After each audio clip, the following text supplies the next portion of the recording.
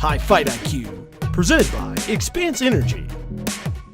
All right, welcome back to HiFightIQ. As always, I'm your host, Brad Barnes, joined today by Bellator MMA fighter Ryan Quinn. Ryan, how you doing today, sir? Good. How you doing, my friend? First off, get things started. Tell me a little bit about what you just had happen. You just fought on Bellator's last televised event in the welterweight division. Tell us a little bit about how that went and your reactions coming off of that event. Well, I lost, and it was a tough fight, and I don't really believe in a lot of people saying like, oh, there's moral victories, and I try not to hang on that. I got paid half of what I would have gotten paid had I won. In the long run, I guess it was a good fight because Bellator was happy, and they want to go forward with me as opposed to just cut me like you see happening in all the major promotions these days after losses or bad losses, so to speak. But this wasn't a bad loss, I guess, and I'm just trying to improve. I just watched the fight for the first time about 10 days ago. The fight's happened a little under 6 weeks ago now.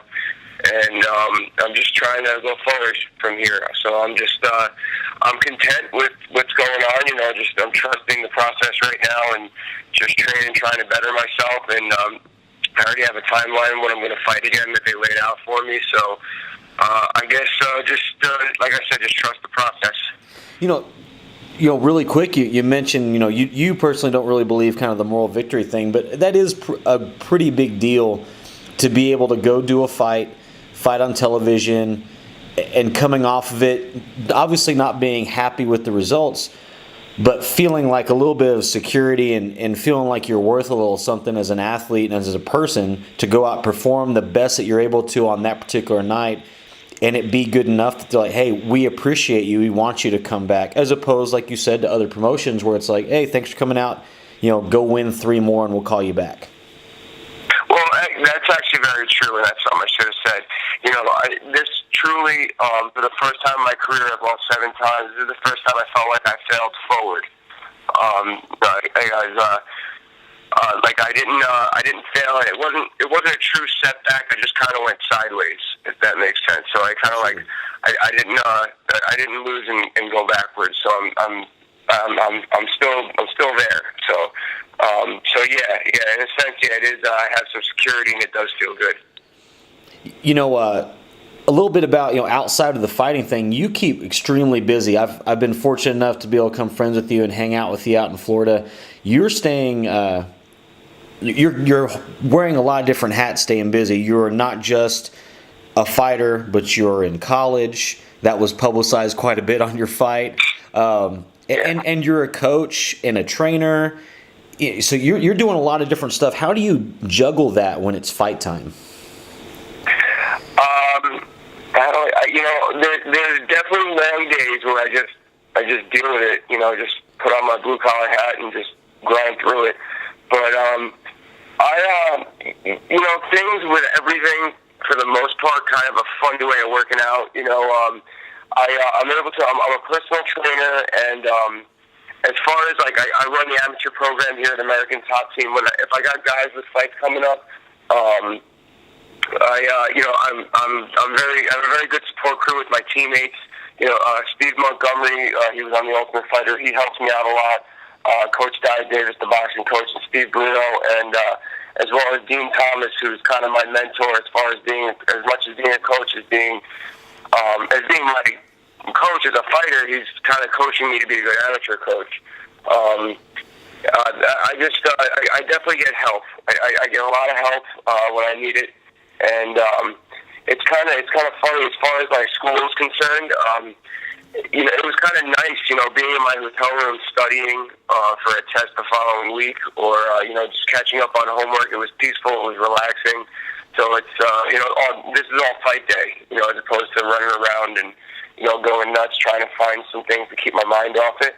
So it's kind of weird how the puzzle fits together, how everything kind of works out. Absolutely. You mentioned, and we had talked about a little bit. I was fortunate to watch you coach some amateurs. How is that process for you, where you're still, you're not like a lot of coaches? They coach when they're done. You're coaching while you're active, and you're actually starting to kind of hit a stride as far as being in big shows and stuff. How does that translate into your coaching? Do you feel like you're still having to learn, so it's keeping things fresh for them, or do you feel like it puts a lot more pressure on you? How are you handling that? Well, I'll be honest with you. When I first got into coaching, I only really did it because I needed a few extra bucks. It was a few years ago. I was assisting the amateur program, and then they gave me the amateur program, and I was like, yeah, I can handle it. But it wasn't until the last year or two that I decided, you know what, I really, really want to. This is so cool seeing these kids develop and everything like that, and turn into fighters. And they bring me, like, seeing them want to work hard and fun. It's the passion.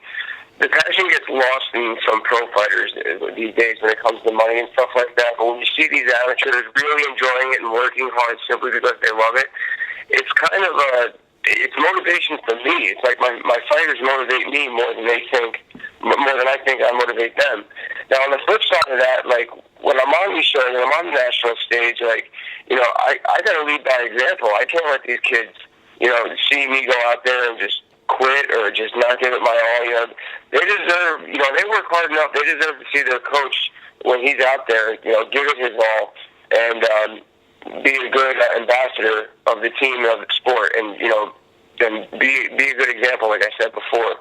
And they motivate me so much. And I tell you what, like, I lost this last fight, and I was upset and everything. But when I got off the plane, I had two guys fighting the day after I fought, and I got off the plane and I got a text. They both won by submission, and that really put a smile back on my face for a little bit. And it's coaching and seeing kids just get their award after working so hard. It's just a reward. Sorry, it's just I couldn't put my finger on it. It really is just awesome.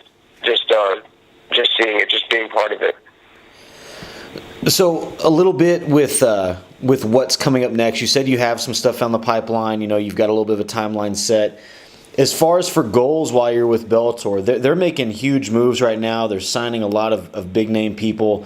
And not just that, but they're actually getting behind and promoting their guys, building them, telling their stories. A lot of things that the UFC should be doing right now.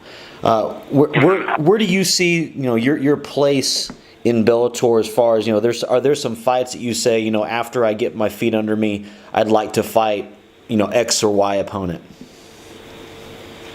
Man, I want to get my hands on every top 10 opponent, and I want to just tear it through because, if nothing else, like, I've been ranked in the top 10 and even as much as the top 5 in the Bellator lightweight division before when I was with them, and I definitely I see myself getting that belt.